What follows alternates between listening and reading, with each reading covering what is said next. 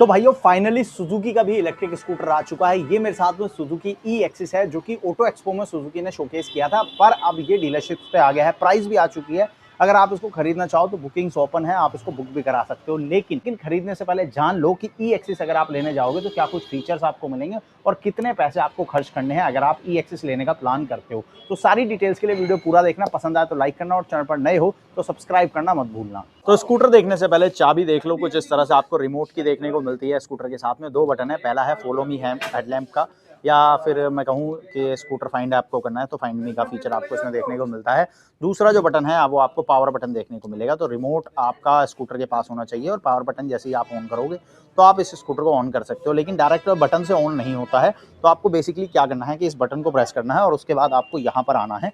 तो यहाँ अगर आप देखोगे एक रोटरी नोब दिया गया है। अब इस रोटरी नोब को जब आप रोटेट करोगे इस तरह से तो यहाँ पर ऑन का ऑप्शन आपको मिलता है। यहीं से आप चार्जिंग पॉइंट भी एक्सेस कर सकते हो, यहीं से आप सीट भी खोल सकते हो। तो इस तरफ जैसे मैंने ऑन किया तो स्कूटर जो है वो ऑन हो गया है।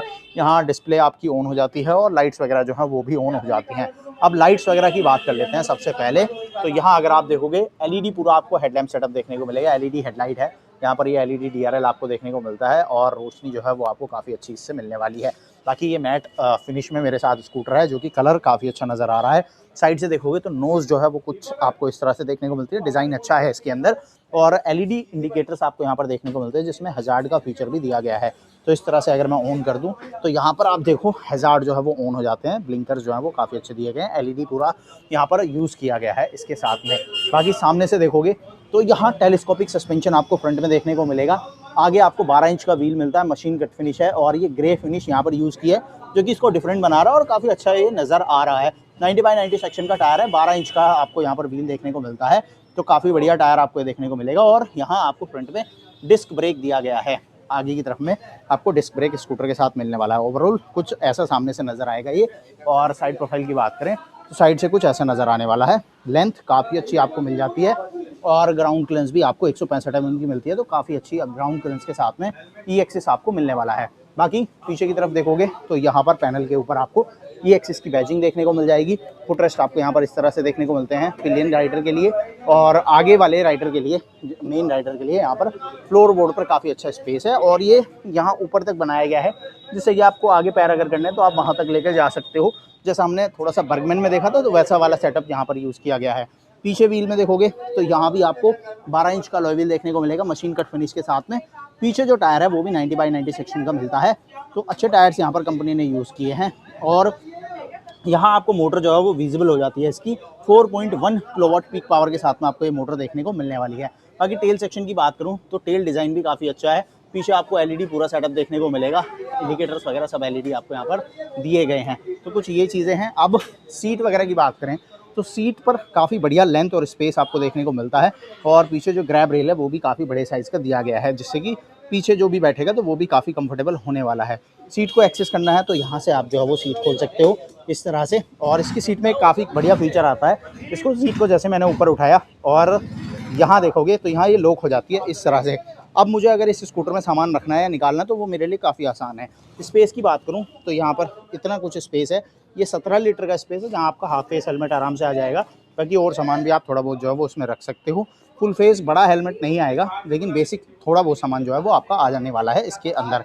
बाकी सीट को इस तरह से मैंने लॉक किया है। अनलॉक करना है, ऊपर उठाना है और छोड़ देना है तो ये नीचे जो है अपने आप डाउन हो जाता है। दूसरी चीज़, स्कूटर मैंने ऑन किया था बट कुछ सेकंड तक अगर आप इसको कुछ टाइम तक अगर आप इसको यूज़ नहीं करते हो या ऑन नहीं करते हो तो स्कूटर ऑटोमेटिक ऑफ हो जाता है। ये फिलहाल ऑफ हो गया है।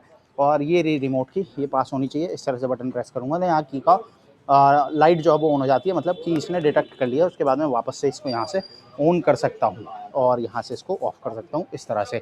और यहाँ पर बटन्स वगैरह की बात करूँ तो हाई बीम, लो बीम, पास, इंडिकेटर, हॉर्न, ये बटन आपको मिलते हैं। इस साइड पर आपको मोटर बंद करना है उसका बटन है, रिवर्स ऑन करना है यहाँ से और यही पावर का काम भी करता है। यहाँ पर ये हज़ार्ड बटन है और मोड बटन आपको मिलता है। 3 राइड मोड आपको इसमें मिलेंगे। पहला जो है वो इको है, दूसरा आपको मिलता है राइड ए और तीसरा आपको मिलता है राइड बी। तो इस तरह से 3 मोड जो हैं वो आपको ई एक्सिस के साथ में ऑफर किए गए हैं। ओवरऑल कुछ ये चीज़ें हैं। मीटर मैंने आपको नहीं दिखाया, मीटर एक बार दिखा देता हूँ। यहाँ से जैसे ही आप स्कूटर को ऑन करोगे तो मीटर जो है वो आपको यहाँ पर 4.1 इंच का LCD डिस्प्ले देखने को मिलेगा। कनेक्टेड फीचर्स के साथ में आता है, जैसा आपको पेट्रोल ई एक्सिस में मिलता है वैसे वाला ही सिस्टम है पूरा। ब्लूटूथ कनेक्ट है जहाँ पर 10x10 navigation, caller ID, SMS alerts आप यूज़ कर सकते हो। बेसिक आपको फीचर्स जो हैं वो सारे देखने को मिल जाते हैं इसके अंदर। कितनी % आपके पास बैटरी है वो आपको यहाँ पर दिखेगा। क्लॉक का फीचर आपको यहाँ मिल जाता है, साइड स्टैंड इंडिकेशन आपको यहाँ पर मिलता है। तो कुछ ये चीज़ें हैं ई एक्सिस के साथ में। बाकी यहाँ अगर आप देखोगे तो यहाँ पर आपको एक USB टाइप है चार्जिंग पॉइंट मिल जाता है इल्यूमिनेशन के साथ में। और यहाँ पर आपको एक अलग से लॉक सेटअप देखने को मिलेगा। ये बेसिकली अगर आपका रिमोट कभी डिटेक्ट नहीं होता है, आपको सीट ऑन खोलनी है तो उसके लिए दिया गया है। यहाँ से भी आप डायरेक्ट सीट खोल सकते हो। बाकी ऑन वगैरह जो है वो आपका सब उससे ही होगा। यहाँ से आप सीट जो है वो खोल सकते हो।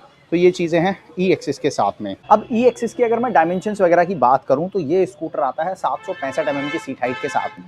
तो सीट हाइट अगर आप देखोगे तो काफ़ी कम हो जाती है, जिसकी वजह से जो शॉर्ट हाइट राइडर हैं, जो फीमेल्स हैं, वो आराम से कंफर्टेबली इस स्कूटर पर बैठ सकती हैं और आराम से इसको चला सकती हैं। ग्राउंड क्लियरेंस की बात करूँ तो 165 mm का है, जिससे कि शहरी रास्तों में कहीं भी स्कूटर नीचे टच नहीं होने वाला है। बड़े आराम से आप हर रोड पर इसको चला सकते हो। और वजन की बात करूँ तो 122 किलोग्राम का इसका वेट है। तो डिसेंट वेट है, ना बहुत ज़्यादा हैवी वेट है और ना ही बहुत ज़्यादा लाइट वेट स्कूटर है। तो मिडिल में आप इसको कह सकते हो, जिसकी वजह से स्टेबिलिटी आपको ये स्कूटर काफ़ी बढ़िया देने वाला है। तो कुछ ये चीज़ें हैं जो आपको ई एक्सिस के साथ में देखने को मिलने वाली हैं।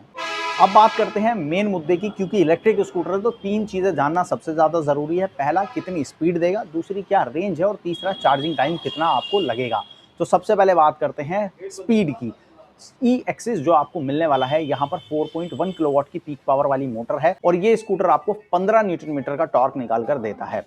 इस स्कूटर में आपको 3.01 किलोवाट आवर का LFP बैटरी पैक ऑफर किया गया है, जिसके साथ में ये स्कूटर आपको 71 किलोमीटर पर आवर की टॉप स्पीड निकाल कर देगा। और रेंज की बात करूं तो कंपनी इसके साथ में 95 किलोमीटर की रेंज क्लेम कर रही है और ये एक्चुअल रेंज है कंपनी की तरफ से कि इतना तो आपको ये स्कूटर निकाल कर देगा। बाकी इसके साथ में IDC रेंज क्या है वो कंपनी ने डिस्क्लोज नहीं किया है।